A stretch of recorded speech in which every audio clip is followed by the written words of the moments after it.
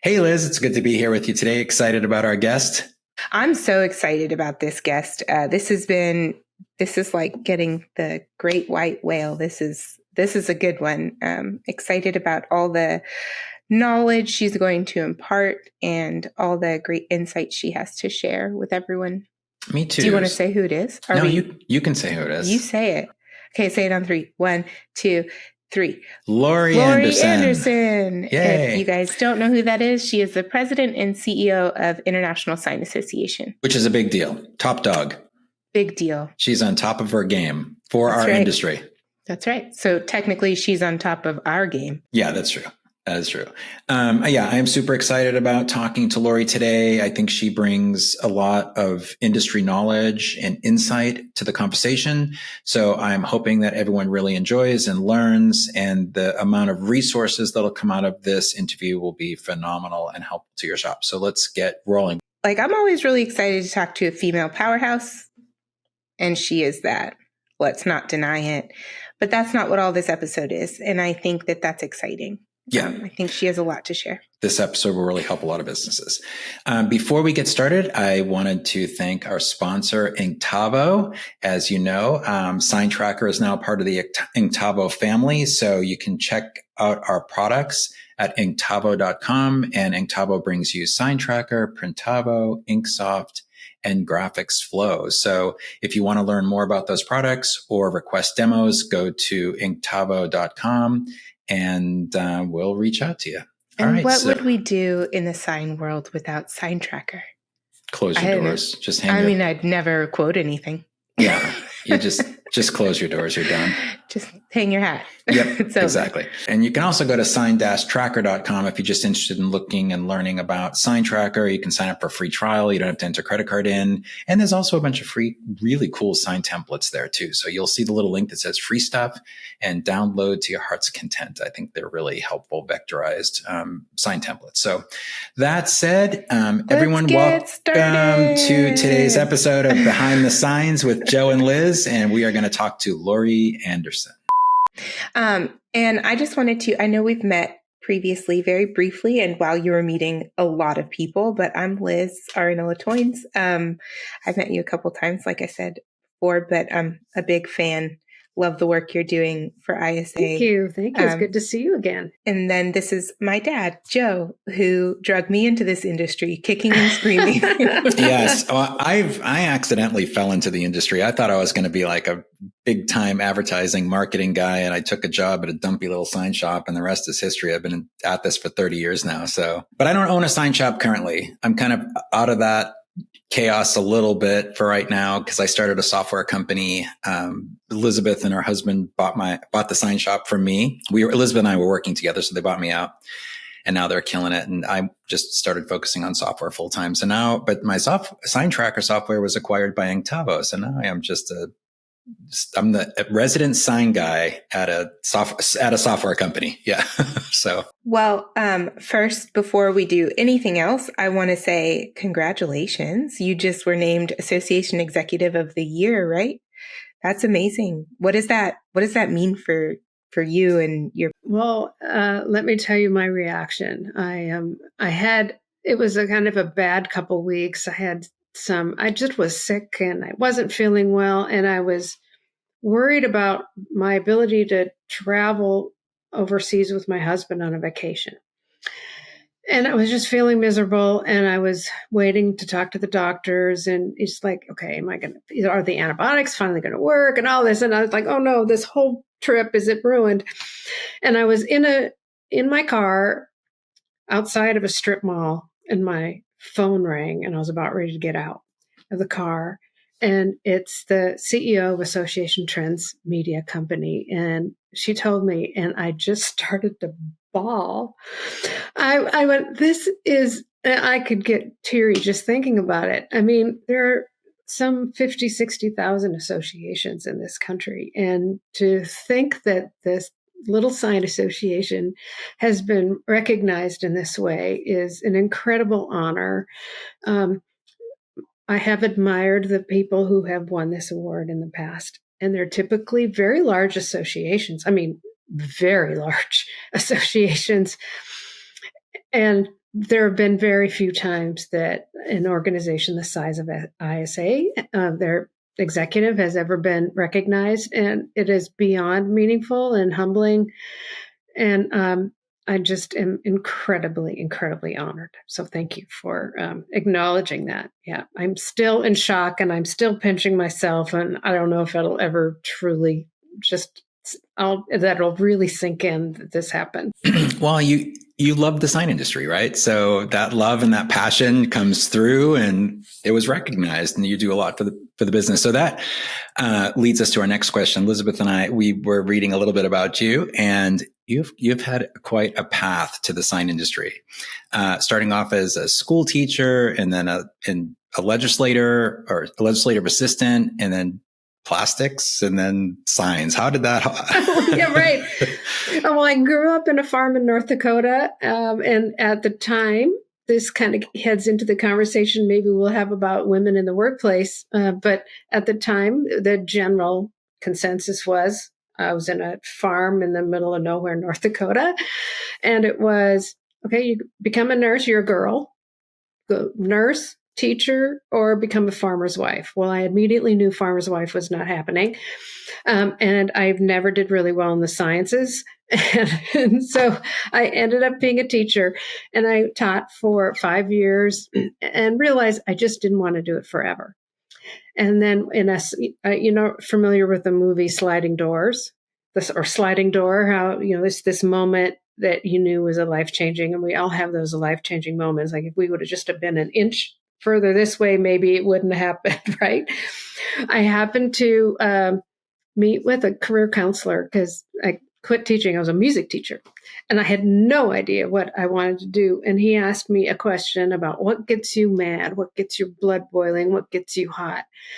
And at the time, it had something to do with whatever was going on in politics in the country. And he said, "Well, why didn't you do that?" I went, "I'm a former music teacher. What are you talking about?" And he went, "Why not?" Well, 9 months later, I managed to convince, it took me 9 months to convince a member of Congress to hire me as a very short time legislative aide. And then I ended up staying there for a couple of years. And while I was there, I was being lobbied by people. And I'm like, I could do that. And I ended up meeting who was my mentor, my first boss in the association world, a man by his name is Lou. And he saw something in me, this former music teacher, legislative aide. And it was with a large association that had a really big lobbying department in the plastics industry. And I did that for a long, long time. And then I said, I would love to try my hand at leading an organization. And at the timing, an executive recruiter called me and said, "Hey, there's this International Sign Association." And my first response was, "There's a sign association?" That's everyone's first response, by the way. Right? I know. When you think about signage as a career or anything, like you need an association? Like what? And of course, I went to the interview, and that's a whole nother interesting, hilarious story. Ask anyone on the search committee about what happened that crazy day that I was interviewed. But I was offered the position and thought I would stay there 5 years, because that's kind of the general rule of thumb. You stay in a job 5 years and then you move on to bigger and better things. Well, 20 years later, here I am.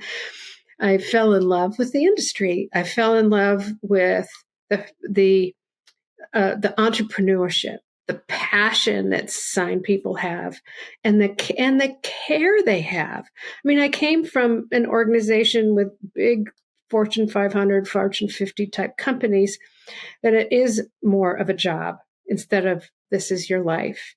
And these small little sign shops embraced me for who I was.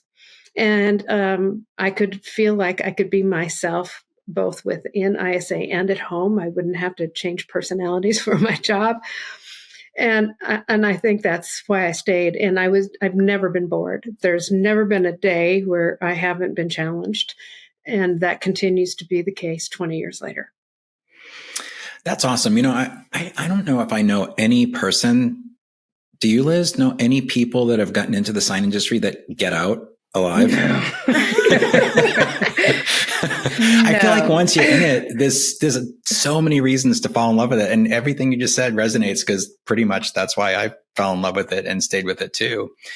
And even now with Behind the Signs in the podcast and the community, I don't know if you're that familiar with the community we have on Facebook, but it's almost 13,000. And we are asking the questions, when people sign up, what is your role?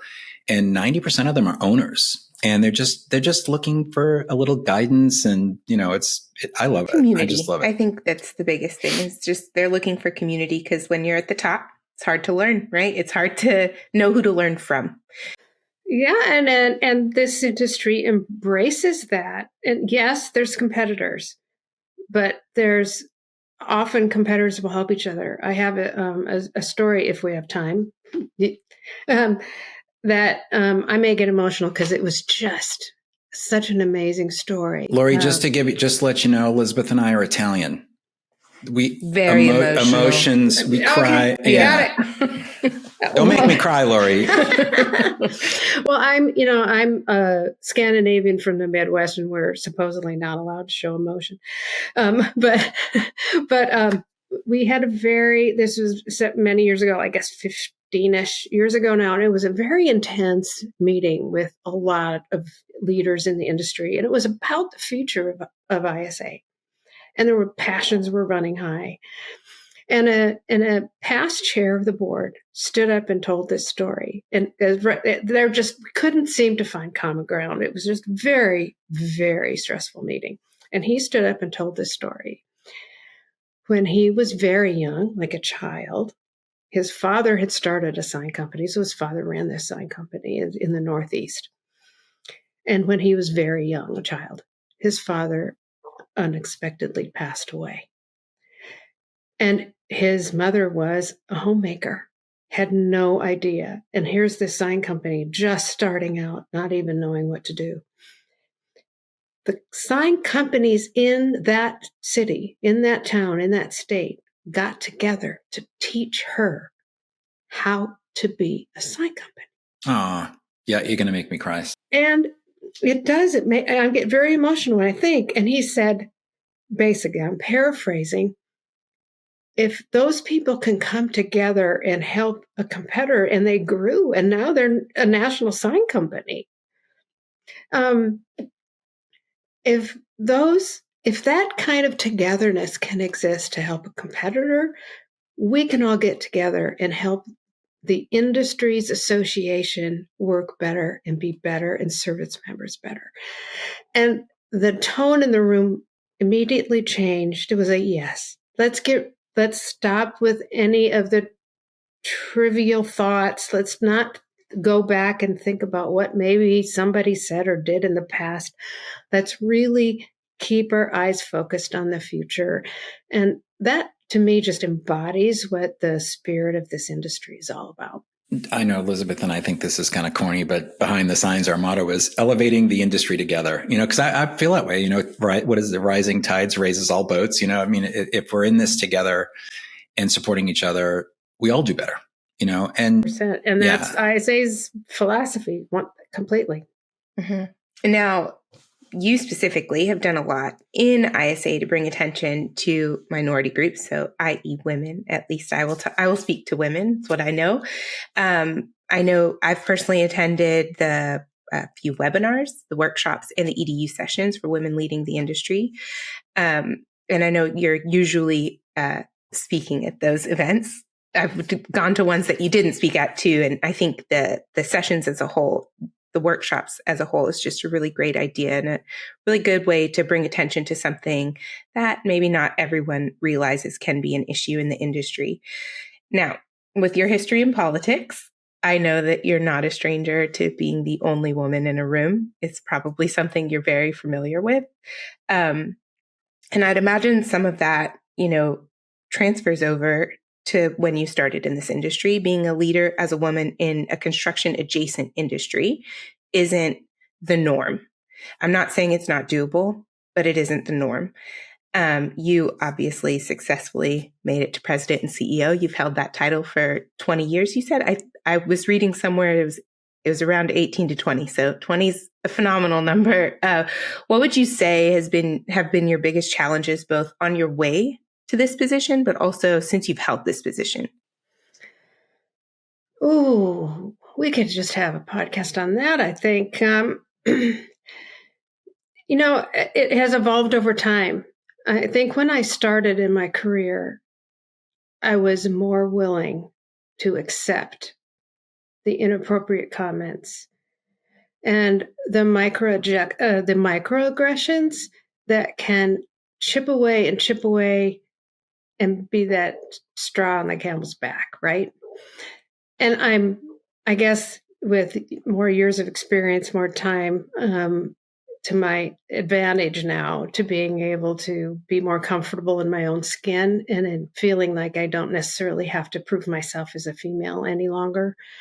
I just need to prove myself as a human being. I am more willing to step up and call people out when comments are made.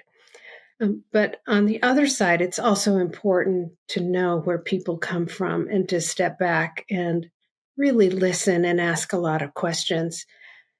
Where you come from, wherever you are whether you're male, female, people of color, LGBTQ, or whoever, there's a history behind you. And to ask a lot of questions and try to get to know that person as an individual. I try to keep focused on the future. I know if I could go back in time, I probably wouldn't have been so accepting of some of the comments I heard. And the most of the time, it's when comments were made about others, not necessarily about me. And I no longer do that. When I hear remarks being said, I think, you know what? If I don't mention something, then who will? And I cannot tolerate, or I should not tolerate, when other groups of people are referred to as others in any capacity and not as humans. And it's hard, and the work continues, and it'll continue to be the case for a while, maybe a long while.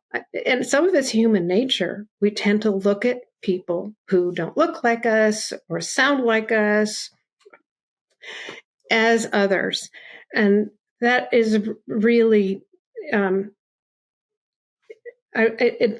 so passionate about this topic and how we can be inclusive of every point of view. And that's what WLI is about. And I'm grateful that you've attended, Liz. But what I'd really love is for more men to attend.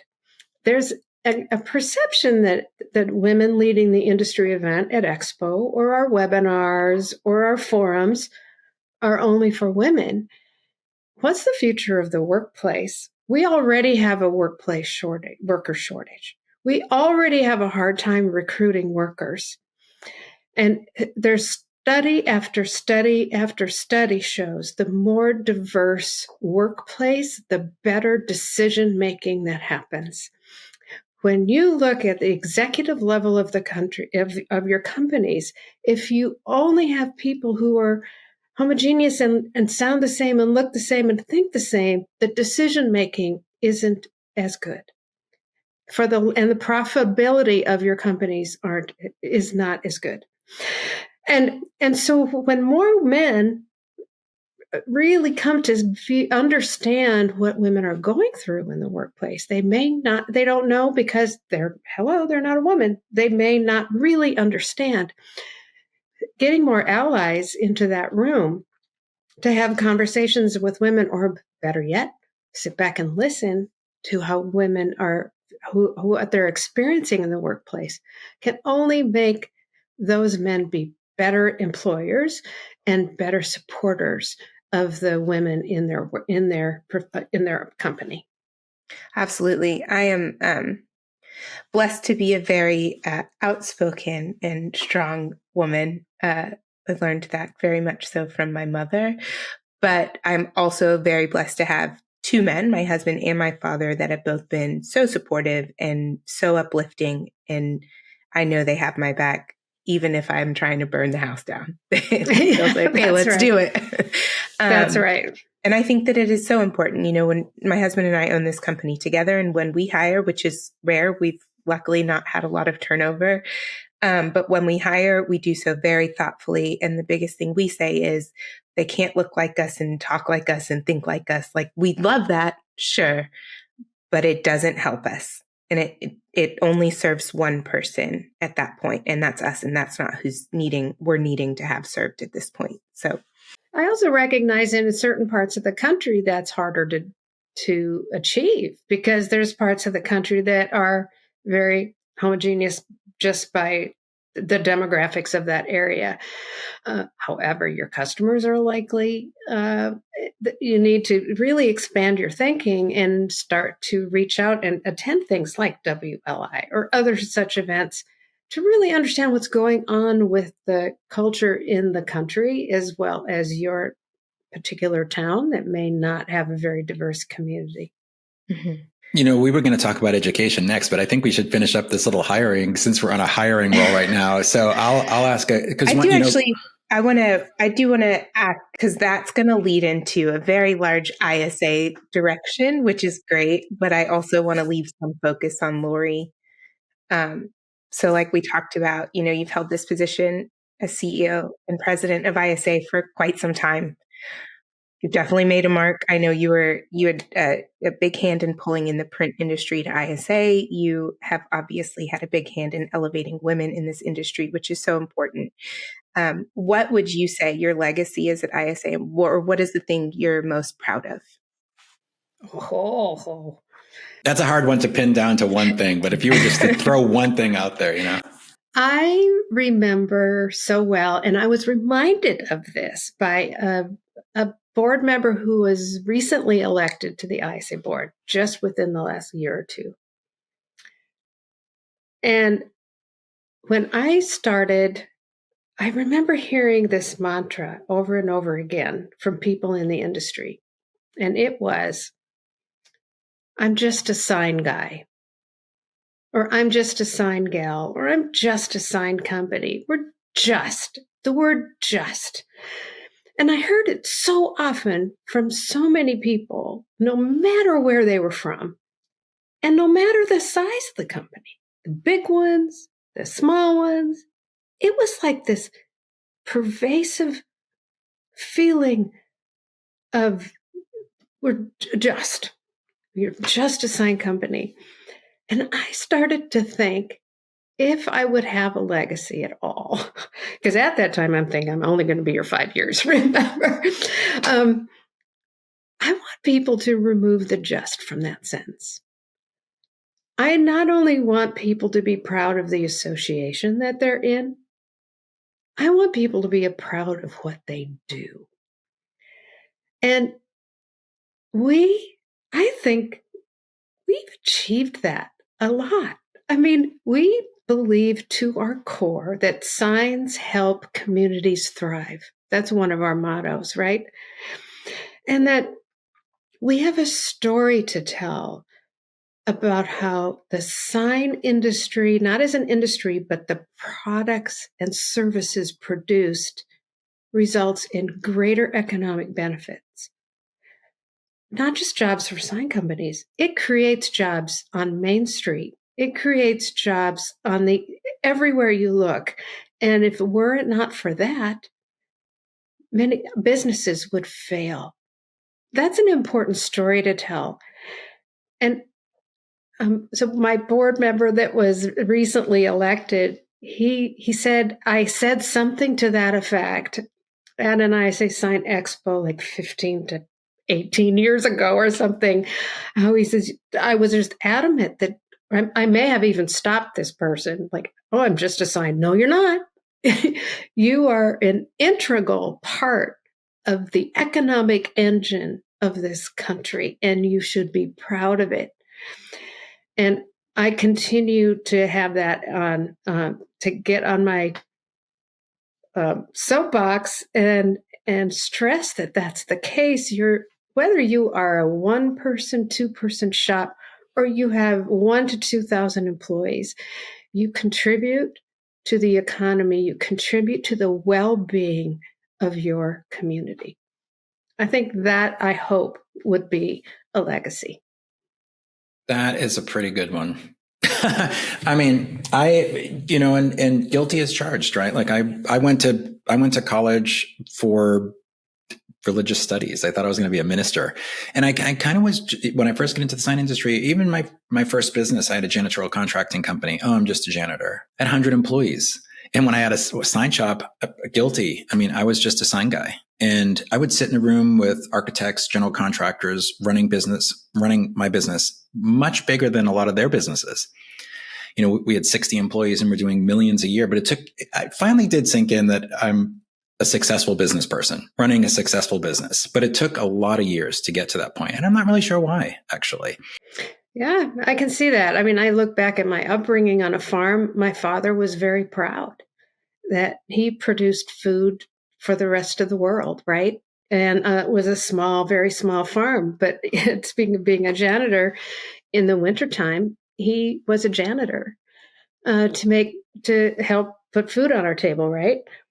And he never looked at it as a negative. He was proud of the fact that he did what he did for the local library, right? And I think that's an important thing that we all need to remember, that nobody should have just before you describe what you do. I love that. Well, thank you for sharing that. That was really good. Yeah, that is, I'm guilty. Especially as someone who owns a smaller business. I've always said, I've changed it in the last couple of years to say we're small but mighty, lean and mean, if you will. But before it was, just a small sign company, just a small, for us, design studio would also get slipped in there. So yeah, I'm definitely guilty. Yeah, remove the word just and remove the word little. Who cares? Yeah. I own a design studio. I own a sign company, period. Right? Yeah. And we do amazing things. Yeah.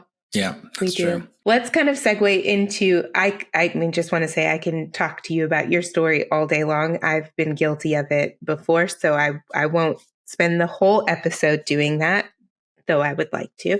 Let's segue into ISA, because we also want to make sure people understand what International Sign Association is, in case they don't. Like Joe had mentioned, we have this group that this podcast goes out to. It's about 13,000, 90% of which are owners of companies. So there's varying sizes of companies involved, and some of the newer companies might not know about ISA.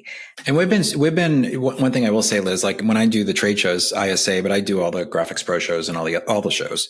I did 10 trade shows last year. So I was on the road a lot, but I always try to go visit the booth of the local associations if they're there.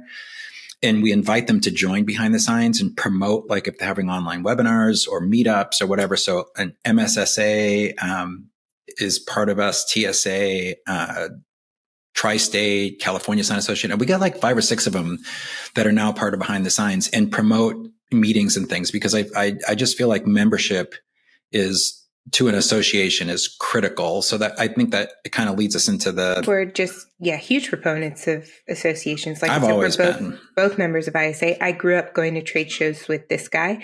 He dragged me all around, which was great fun. Lots of bars hit up at that time in my life. It was earlier days. No more. Those days are gone. Yeah, they are. But big fans. We are both members of ISA and TSA, which is Texas Sign Association, also Austin Sign Association, as is our local chapter. Joe is also a member of MSSA. And then my husband's actually the president of AIGA Austin chapters, which is our local graphic design association. So we are big proponents for joining your professional association. I think it's so important. Yeah. So I think that, if you were to talk to a small sign shop or a big one for that matter, what would you say is some of the most important reasons why a sign shop should be part, whether it's a brand newbie 1-person shop up to a 100-person shop? What are some of the important benefits of joining an association? The tasks faced with owners of companies are so daunting. chances are there is not a chance they could think about everything that is needed, understand every nuance, and still keep track of trends, new technologies, best practices, whether it's business on the shop floor or networking, marketing. It's overwhelming. The only, and the best, not the only, but the best way to do that is come together with other people who are supportive, who do what you do, who understand your pain, who has the same type of problems and solutions that you're seeking, right?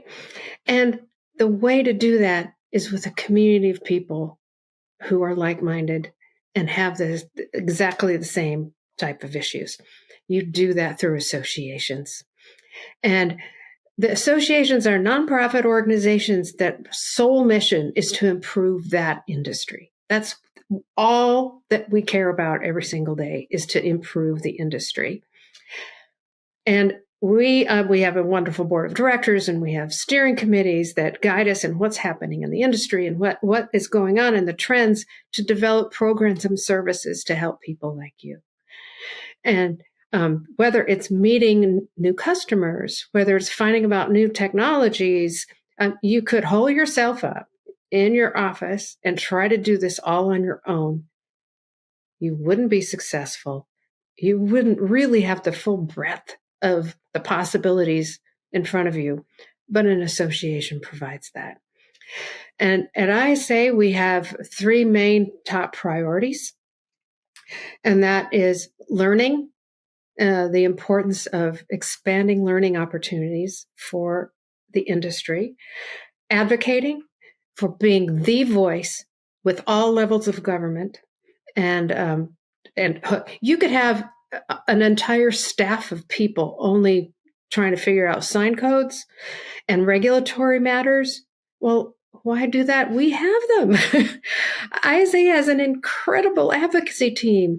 And I think at latest count, just this year alone, we've assisted more than 100 members with sign code issues. And we have trained literally thousands of local planners.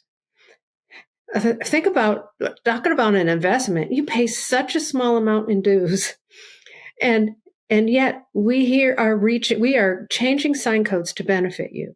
We are helping you individually with sign codes. We're providing you with education that you can give to your employees, to name just a few of the things that we do. And at ISA, how the membership structure works, if you're a local or custom sign company or installer, you join your local sign association, you're automatically a member of ISA. You don't even pay us dues.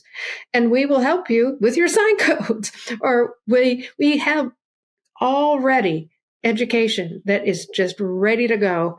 And it's growing in popularity, our education programs. I could talk about that more if you'd like. But so I'm just scratching the surface of the opportunities. And sometimes it's that one conversation at a bar with someone who had a solution for a problem that you currently have that can be transformative and literally rock your world. And more often than not, where does that happen? At association events. Yeah. Yeah. Sign code is definitely something that at least those of us that are still active in the sign industry, we're constantly talking about it. And knowing that there's someone out there that's trying to train people that are writing sign code is so important. We just went through an issue. This was a smaller town in Nevada where they just decided to change the sign code, and they didn't have any training. So we had presented a sign and turned it in for a permit approval. By the time we turned it in for permit approval, they had changed the code. And then they were like, okay, you need to apply for a variance. So we apply for the variance. About 3 months into waiting for that variance, the code enforcer calls and says, hey, you should cancel that application. We're going to change the sign code back. Whoever changed it, they didn't really think through what was needed. And we make that joke all the time, like, who writes this stuff? Like the Not people signed that people. the people that are typically writing it aren't signed people, and they don't understand how things work or what is needed for businesses. And knowing that there's an entire team of people. Yes. Well, chances are ISA had its fingerprints on that. Oh, I'm sure. In Nevada, because I know we've been very, very active in Nevada on sign code issues. So planners, talk about a change that has been in the last 20 years. It was a very adversarial relationship that we had with planners 20, 30 years ago. We have morphed this into let's help. Let's not fight. We're going to help. And that was slowly over time, completely transformed our strategy regarding our advocacy approach and our public affairs approach. We have, and I've mentioned thousands, and I'm not sure the exact number. It is well over 5,000 planners that we've trained. I could have that number wrong. I'll probably get a message, Lori, you're wrong in that number. It may be significantly more than 5,000. But courses that we've developed, courses that we go around the country, either virtually or in person, and train planners, and those planners can use those credits for continuing education credits to be in their certification program as planners. But here's where we know when it's starting to work. When planners call us, and planners are calling us to help. Because there was this view before that we wanted every single municipality to look like Las Vegas Strip. We don't trust the sign industry because all they want is for my little village to look like Las Vegas. And nothing could be further from the truth. Our team works with planners to help understand the culture, what the community is seeking, backing up with science. And I cannot stress this enough. We have a separate foundation. It's called the Sign Research Foundation. It's part of ISA. It provides study and research on the realities of what's on the ground in terms of the science of signage, whether it's visibility, how fast you should be going at any particular road and how big the signs, the font size, the types of fonts, the color contrast. To urge your folks to go on signresearch.org and look at the tremendous volume of research that we have. And since it's the end of the year, what a great time to make a donation, a charitable donation to the Sign Research Foundation. Your sign company provides a livelihood for all its employees and helps make those communities thrive. Support your industry foundation so that we can continue to do this research. It is vital for the education that ISA provides to planners. It's vital for the education that sign companies provide to their customers about signs, because now they have data, actual data that's university provided research. Sign companies don't do the research. We utilize universities mostly and other outside organizations to do this research. And we have actual research to back what we are saying should be or could be the best sign for your particular municipality. Wow, that's awesome. Yeah, I mean, that segues great into education. So like, we said, we've been to so many sign shows. We love them. Obviously spanning every ISA for forever. Atlanta, Orlando is my favorite. I'm a big Disney fan. So Orlando, the more you do it in Orlando, the better. Orlando, and of course Vegas. I've also just recently returned from a trip to Japan and China, where I attended Japan's sign show and Sign China, which is ISA on steroids a little bit. But what I noticed out of all of that is ISA has the largest education sessions at the conference than any of the other conferences that I've been to, both locally and internationally. So that's something that we get asked all the time. I'm going to let Joe kind of speak to it. No, well, I actually copy and pasted it because it comes in literally when people sign up for Behind the Signs, we ask questions, what's your role and what are some important questions you'd like to ask? And it's always pretty much rinse and repeat of this, but what is the best way to impart years of learned experience to the next generation? How do I train my employees in the sign industry?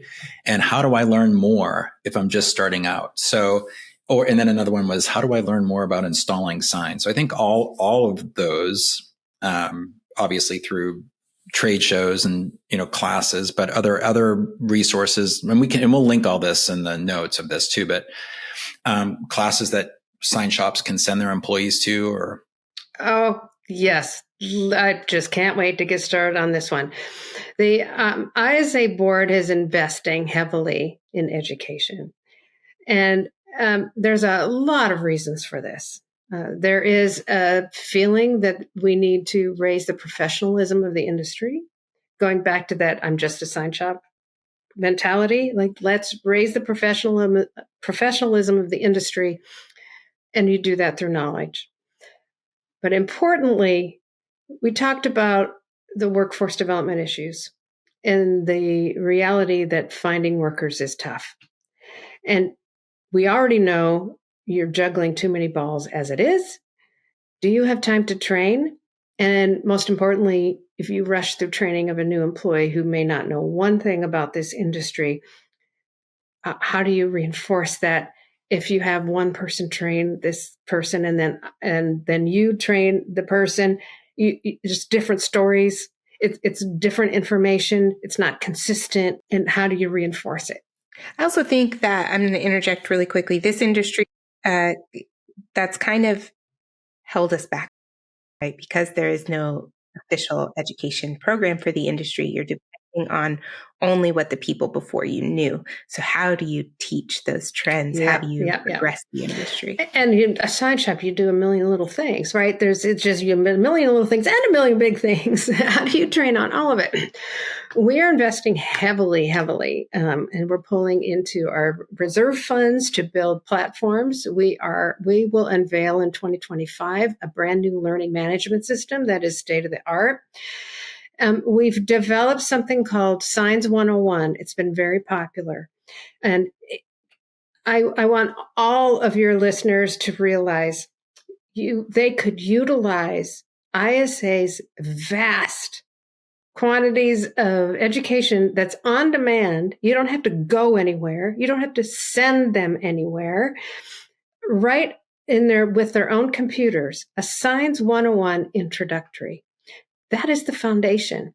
We invested in hiring a content expert, someone from the industry who also is an educator, who's developing curriculum.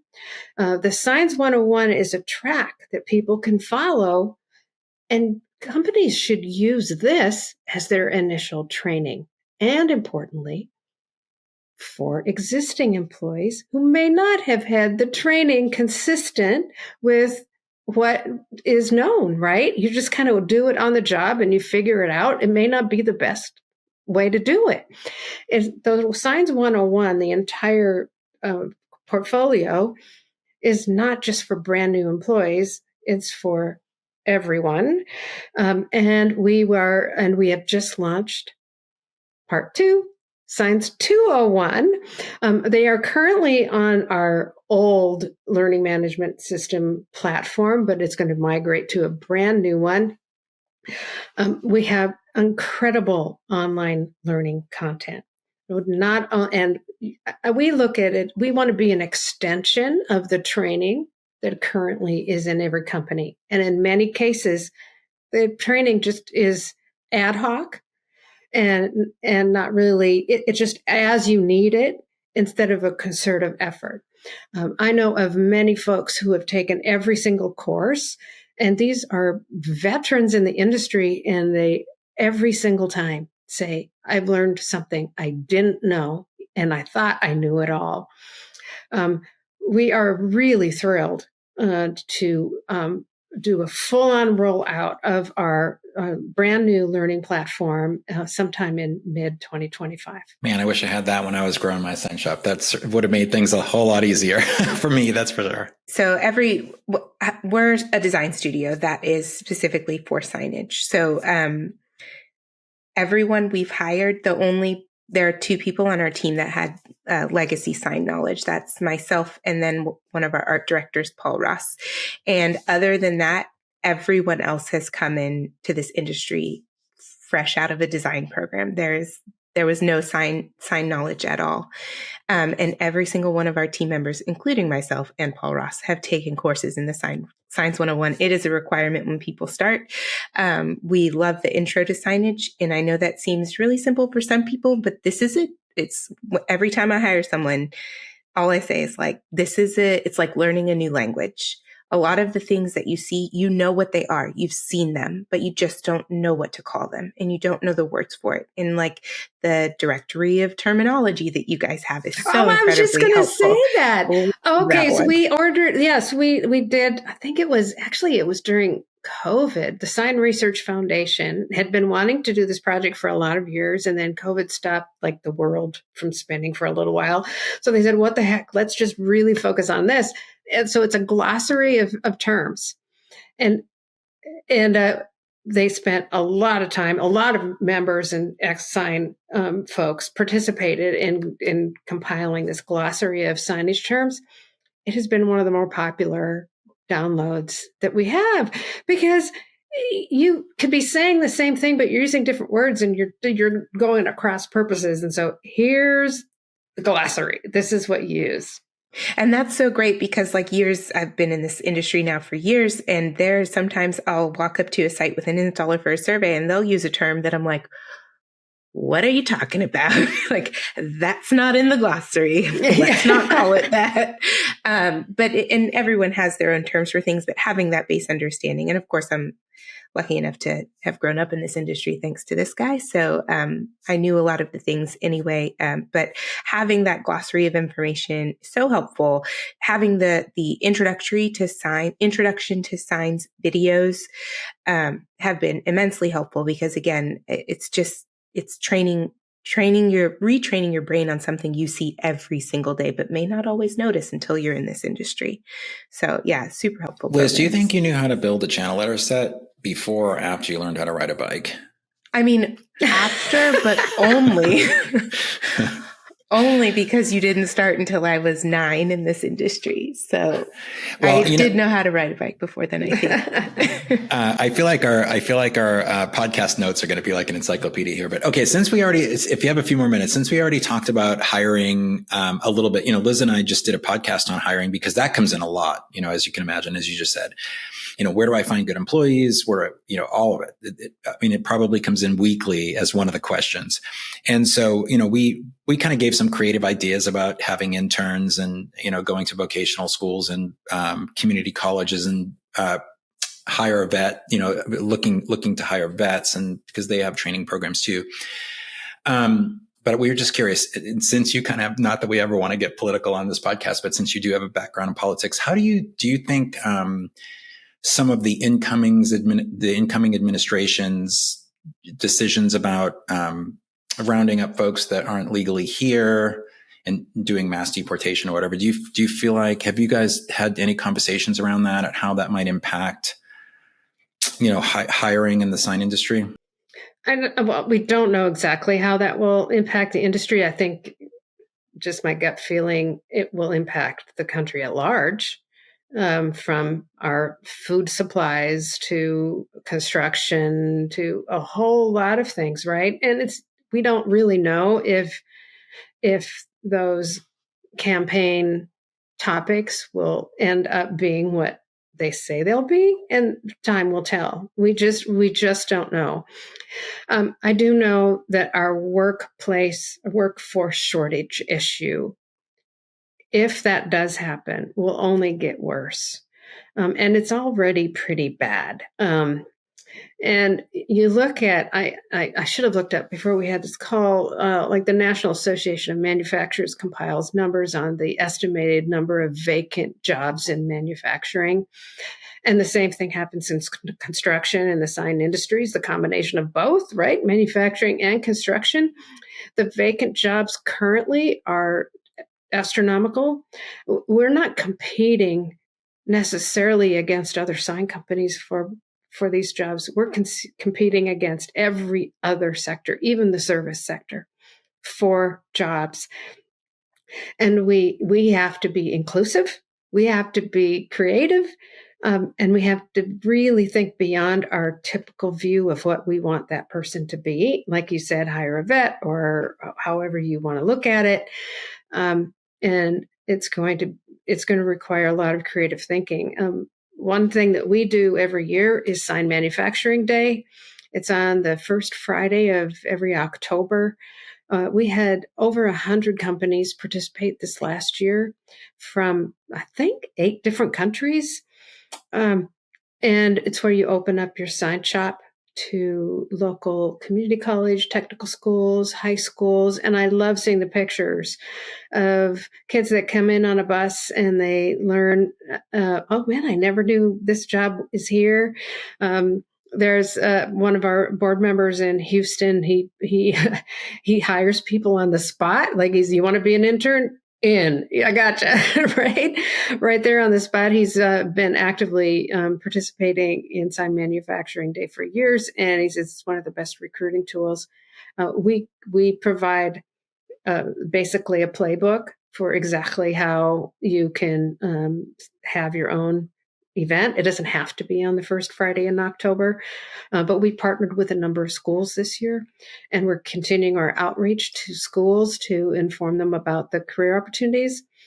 And that's where it's really important for us to adjust our language and not say we're just a sign company, right? We have an amazing careers, whether it's on the shop floor or sales or marketing or design, graphic designers. I know there's, I actually have a grandnephew who loves to draw and he doesn't know if he wants to go to college. He's graduating from high school. I'm like, yeah, cut your teeth, get in there. Could really be an opportunity here for you, kid. Is that grandnephew in Austin by chance? No, he's currently living in Alabama, but you know what? You never know. It's not a far move. It's not a far move. I know that's one thing we talked a lot about in our podcast, that episode, is I feel like as sign shop owners, we have the responsibility to bring this amazing industry to people. And I went to an open house. I participated in an open house for designers here in Austin at local community college. And these students were designers, amazing. Some of them were just absolutely amazing, showing their portfolios and all that. And I just decided to go and sit down and talk to them about the sign industry as a career path. And 90% of them never had no clue most of them really didn't know. I'm going to say 70% of them didn't know, because the other 30% were at 78. Yep, that 30. I'm an accountant. Ooh, did that math real quick. The other 30% were in Russell's portfolio class, at which point they get a crash course in what signage is. Because I mean, that's Russell's great. That is true. Of our company. Yeah. Yeah, and he does teach portfolio, but it was just amazing to me that people never consider it. Have known nothing about it. In a society and I think what shifted obviously in our society is we used to be a very hands-on society. It was very makers, craftsmen. That was our history. That's what people did here. It was very blue collar, which was phenomenal. We still have a large blue collar society and community, but a lot of what we've done is we've pushed people to go to college and get further education. And that's also great. But if we're not teaching signage in schools, if no one knows in school that this is a feasible career path, then you're depending on the, people that aren't getting that education or maybe want to go a different path. We're not even treating it so much as a trade in a lot of ways. So I think introducing that into colleges like you guys are doing at ISA, that's such a great, even high schools. I mean, it's such a great way to go.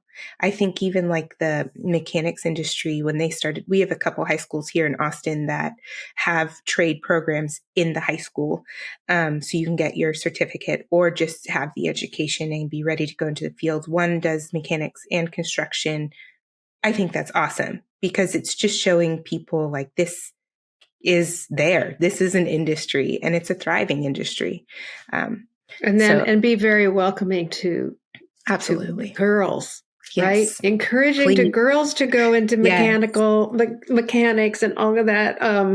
The conditioning we have on who we are start from birth, and that's another example. We want to encourage women and men.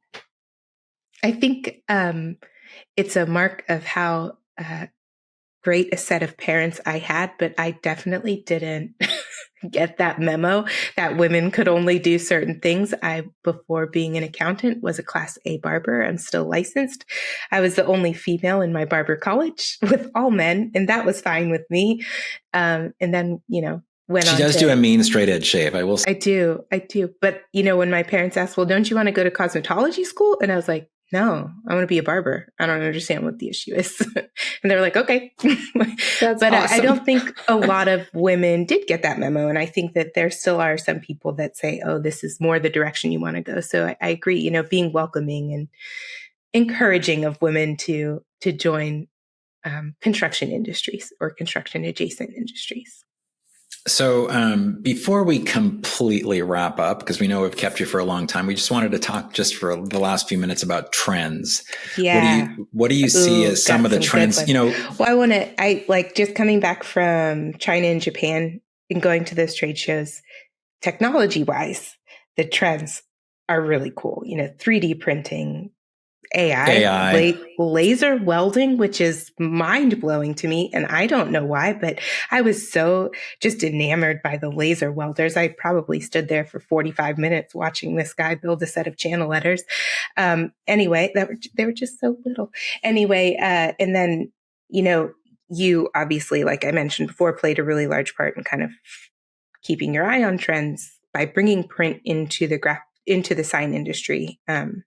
That obviously took us way further in what our capabilities are and what we can even imagine signs could be. So, yeah, do you still look at trend? I mean, I know you guys are. Well, we do, but we look at trends beyond just technology. It's like, what are the business trends? What are the trends with our customers? I mean, because ultimately sign industry sells to customers. What are they looking for?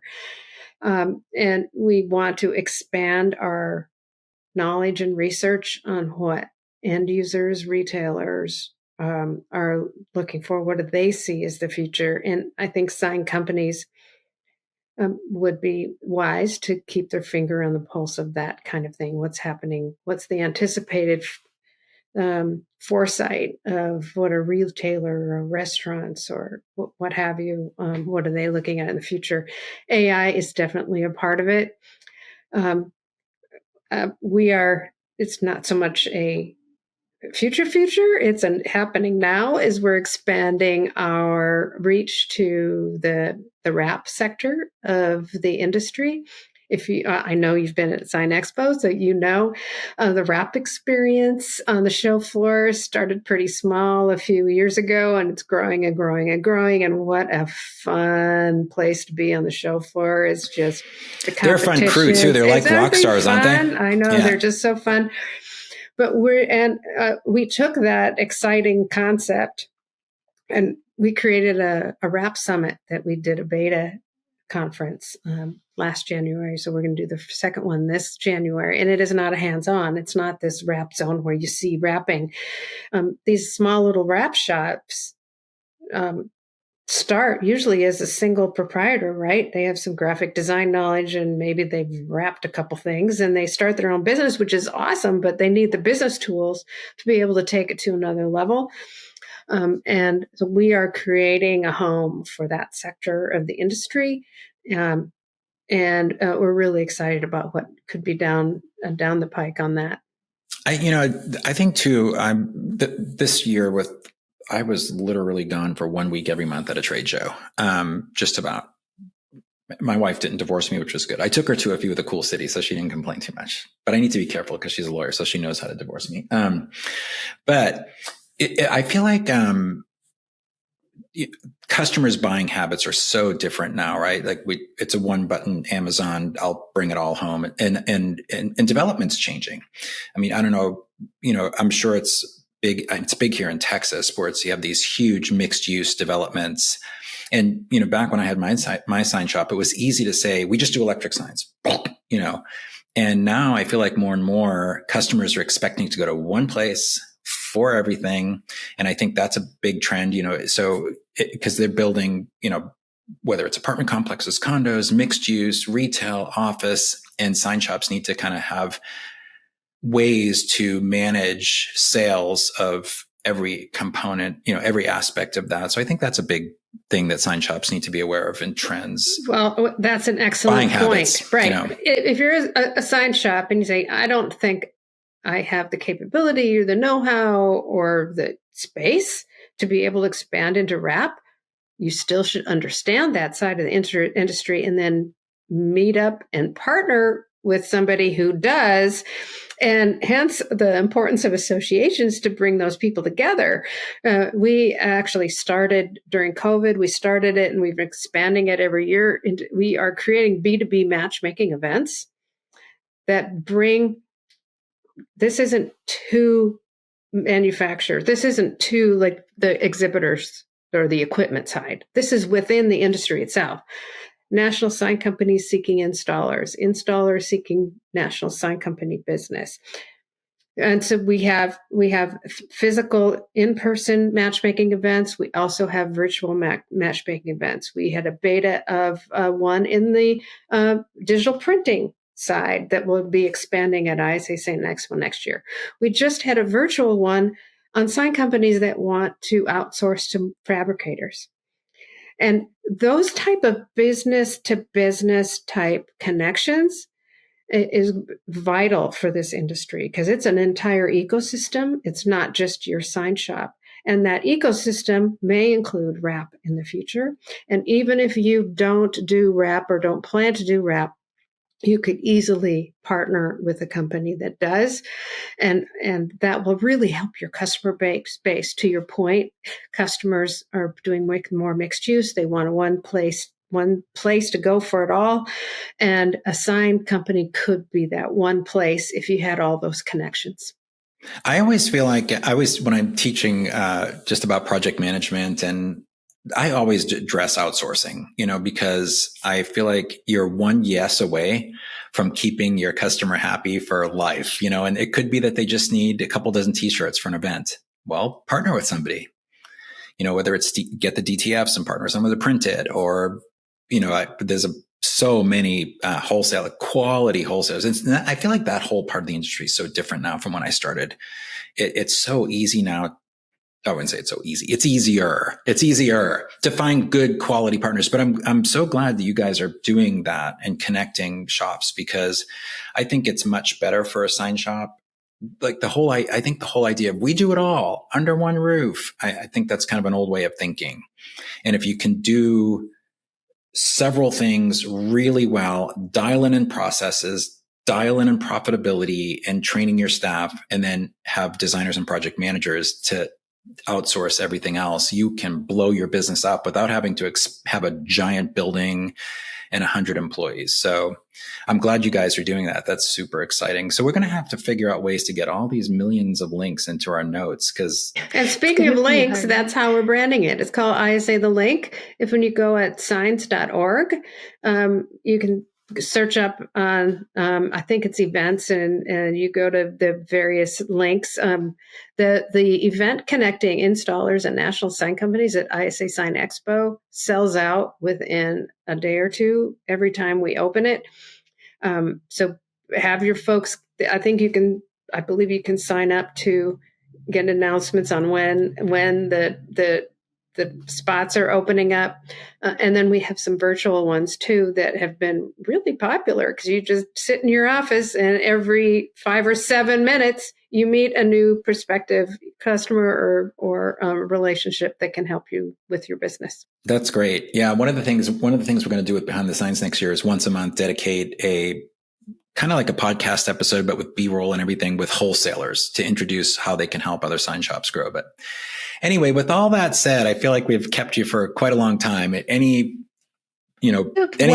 more question, and it's not an easy one. So I'm oh man, I thought you've asked some hard ones already. Sorry, it's my job. I was going to skip this one, Lori. I just want you to know I was going to skip this one, but I can ask. I think it's important. No, it's okay.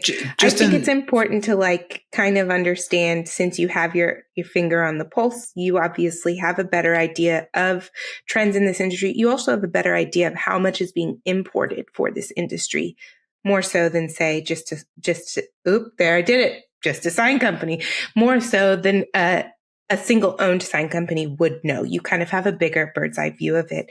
Do you have any concerns over potential tariffs and higher, of course, taxes? We've seen what inflation has done already to the industry. So is that something that people should be concerned about or prepare for in any way? One thing that ISA does, we spend so much of our time advocating on the local level, right? We don't have the mandate or the lobbying power to lobby on Capitol Hill as much. This is why we are members of the National Association of Manufacturers. We're a member of the U.S. Chamber of Commerce, and we work with them in tandem on business issues, particularly particularly the National Association of Manufacturers. Tariffs would likely have a very negative ramification across the entire economy.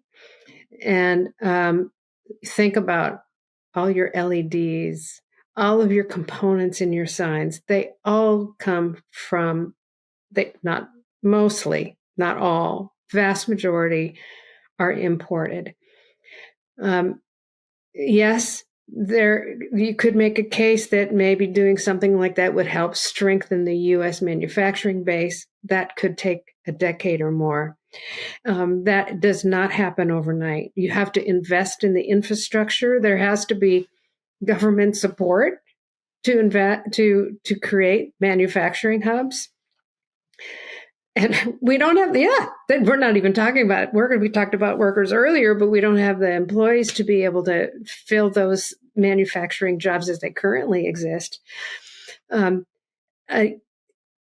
needs to be a lot of study on that, really, and really taking some expert economists to understand the implications, because it could be detrimental. You think about what happened in COVID, that things were shut down. It could be almost like that in feel, because it just would be very hard to source your product. I'm hoping much of that, like you said earlier, is just banter. Well, I think that it's important, though, for people to understand that and maybe prepare for it now. I mean, at this point, it was spoken out into the universe, right? It was spoken out into the universe, and this is the potential of what we have coming in the next year. And I think that being a part of the manufacturing industry, it's just important to understand what that means for you and your business. And that's what we're here to do. Yeah, I mean, history, you don't want it to repeat itself. You look back at what happened with